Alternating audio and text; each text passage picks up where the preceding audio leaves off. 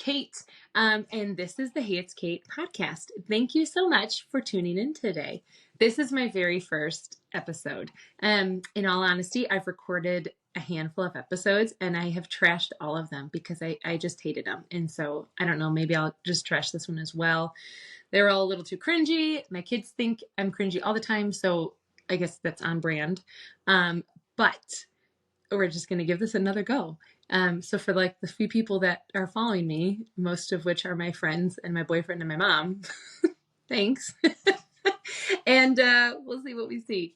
But I'm still trying. I get this question a lot of like, what do you think your podcast is going to be about? And I don't know. That's the true genuine answer is I don't know. I thought I had it figured out. I thought I kind of knew my niche. And then it just didn't feel genuine and didn't feel authentic to me and what I'm passionate about. And so I'm just seeing where this goes.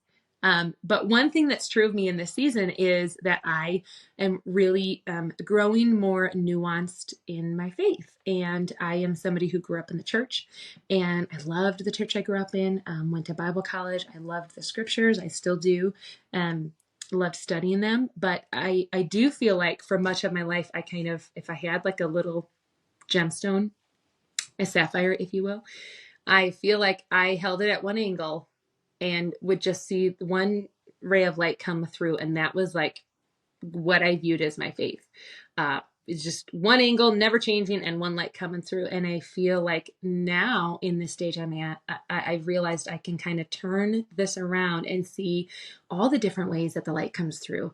And it's beautiful. And I just didn't know that it could do that type of thing. And so it very much feels like my faith journey is in a stage that's similar to that I am kind of turning it around and seeing the different ways of light come through and realizing like, oh my word, that is stunning. I don't know how I missed that before. And so I just wanted to share some ways that has come up in the biblical aspect and in my life and in some stories that I kind of always took at face value. And now that I've changed, some of my worldviews and kind of expanded my thinking, or just, like I said, have grown a little bit more nuanced, I see it so differently. And I think it's important to share. So just a disclaimer on this episode, though, we are going to talk about mature themes of sexual assault and rape and trafficking. And so just listen with care, and I'm going to do my best not to fumble over my words in regards to that, but just give me grace if I'm not, I'm still learning some of the best verbiage to use and stuff like that. And so that's just a disclaimer as you listen today. But in this stage of my life, I am learning that what we call things matters. The name we give to things, the title we give to things carries weight. It carries weight in how we accept things, and it also carries weight in how we heal from things. Years ago, in my second pregnancy, we had my son, and then we got pregnant again.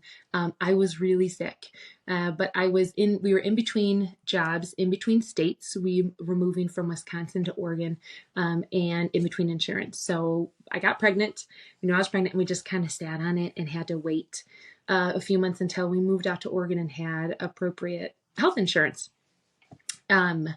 But I knew early on that there probably was something wrong. I just didn't know what it was. And I didn't know all the things that could go wrong with a pregnancy. To be honest, I kind of thought, well, if I'm going to miscarry, I'm going to miscarry. There's nothing I can do about that. So I just felt like my body would do what it needed to do. And if everything was fine, then it would continue on with this pregnancy. That was my mindset at the time. But as the pregnancy progressed, I got really, really sick. And so by the time, we got settled in Central Oregon and got insurance and went to the doctor, I definitely knew something was wrong. I just didn't know what. And so we did our ultrasound, and right away, you can see the face change on the ultrasound tech if you've ever experienced something like that. And she was like, I'll be right back. And then she comes back with a doctor, which is never good either. But they let us know that I was experiencing a molar pregnancy, which is when you're pregnant with a form of cancer. It's, I believe, technically placental cancer.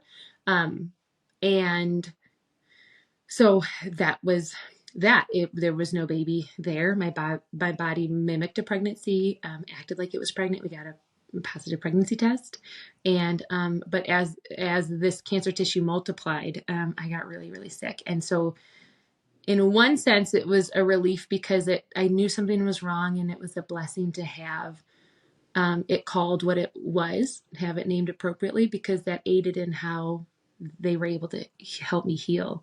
But of course, you're devastated and heartbroken at the loss too. And so um, we did surgery the next day. They did a surgery to get everything out. We did I did months of chemo after, and then months of waiting after too, to make sure that it wouldn't grow back, or that it hadn't metastasized to my lungs or my brain, which is a common place where that type of cancer would have gone. So in the same breath, as devastating as it was, all of a sudden, naming it what it was brought a wave of relief, and then being able to heal is what helped. And if you've ever experienced, chronic illness or something, and you don't know what's wrong, and your doctor visit after doctor visit, the relief and the blessing that comes with a diagnosis and the answer of what's happening. It's hard to heal outside of that when you don't have that. And so I think it's important to bring the same narrative and aspect to the scriptures. There are so many instances and narratives in scripture where I think what we call it is wrong. And I think it's time, and I'm not the only one who thinks this. I'm not the first one to beat this drum. I don't know who was, but bless you for it. But I think it's important that we call things that happened and went on in scripture what they were, because that helps us heal. There are several instances in scripture that I think need to be examined through, with turning that kind of sapphire, if you will, and let the light hit it in a different way, because of how we've grown as a society, because of what we learned around the words of consent and the idea of consent, and how we've grown in terms of women's rights and men's responsibility and all these things that are beautiful and appropriate and very much how I see Jesus living. I think it's time that we bring that back to those biblical stories too, and re-examine them in that light, in the hopes of calling it what it is, so that we can truly heal and the church can truly heal. We know in this day and age that consent matters. We know that power differences matter when it comes to consent. And we know that autonomy matters when it comes to power differences. And so when we take all that we've learned and grown as a society and we square it up against the story and the life of Bathsheba, I think we come away with a much different viewpoint. April is Sexual Assault Awareness Month, and knowing what we know about the conversation around consent and all that stuff, it is so important, I think, to re-examine the story and the life of Bathsheba and what she went through. Her story can be found in 2 Samuel chapters 11 and 12, if you want to read through it. But I grew up in the church. I loved my church that I grew up in, and I went to Bible college after. I went to a 1-year Bible college, and then I went to a 4-year Bible college after that. So I've been around the scriptures my whole life. I wouldn't call myself an expert. I don't say that to brag. I just say I have been familiar with this story. I've heard it time and time again. It is not foreign to me. And I cannot remember a time in my church growing up, in my 1-year Bible college in Montana, in my 4-year Bible college in Portland, Oregon. I cannot recall a time where the story of David and Bathsheba was not framed as an adulterous affair. That's always how I was brought up to believe it as. That's always how it was presented to me in any commentaries I had read, any conversation around it. David and Bathsheba had an affair, case closed. And even more so, it was very much, it portrayed David as the victim. He was just up in his rooftop. He was just up doing his guy thing. And Bathsheba was bathing outside. And how dare she tempt him in that way? That was always how I was brought up to believe that the story happened. And it wasn't, I'm ashamed to say, even as I would read the story, I would read those biases into the text. It wasn't until the last few years as I've been disentangling from purity culture, which I'll do another episode on that because that's a beast in and of itself, but I think it's so important to talk about. And some of the toxic messages that young women received from the church growing up, particularly in this millennial women did, in this purity culture era that we grew up in and came of age in. I would read that bias into the text as well and read that into Bathsheba's story. And so it wasn't until recently where I really started growing more nuanced in my faith and around these issues of consent, what life truly was like for women in ancient Israel, what you could and couldn't say yes or no to, that I realized that I had it all wrong. If we look to the scriptures, we see, in chapter, and you could even read into chapter 10, it gives us a picture of kind of what David's norm was in terms of when the nation of Israel was at war. And it gives you a picture of him going out to battle. And then all of a sudden we get to chapter 11, and it clearly tells us this is the time of year where the kings would go to war, except David is not there. He's at his palace doing God knows what. And it also David was nowhere where he needed to be. It lets us know that Bathsheba was exactly where she needed to be. She was at her house. She was in her lower courtyard. She was not up where she shouldn't have been. She was bathing very appropriately where she needed to be. It was David who was kind of the peeping Tom that was up on his roof where he probably shouldn't have been and was just seeing what trouble he could get himself into. I don't know, but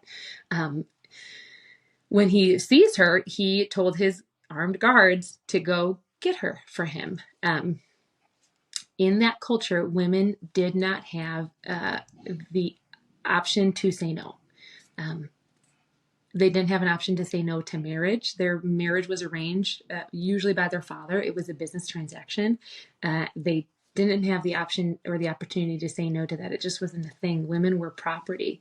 And so for these guards to come get her and bring her to the king, there would have been no room for her to say otherwise. I mean, she had to go. I wouldn't have been surprised if she would have been killed if she didn't go. I think that's what we can surmise from the culture at the time. It would not have gone well for Bathsheba had she declined that offer. And what we know about consent is that if you don't have the freedom to say no, you really can't say yes. That's not your true yes.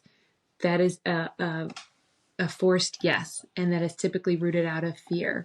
But it's not a true yes. Knowing the landscape of what it was like for women in ancient Israel, where they were property, we have Esther in her story, the queen that preceded her, Queen Vashti, she said no to her husband in terms of appearing before him and all his drunk friends naked. And we don't know what happened to her, but she was no longer queen. She was either banished or killed. I'm sure that is a small snippet of stories that would happen if women dared to say no to something, specifically to a king. And so I don't think it's any wonder why Bathsheba went to him. She had no choice. And what we know around consent is that if you are not free to say no, then you're not really free to say yes, and you can't consent. Which means the relationship between David and Bathsheba was not one of an affair. It means that David sexually assaulted Bathsheba. That is rape.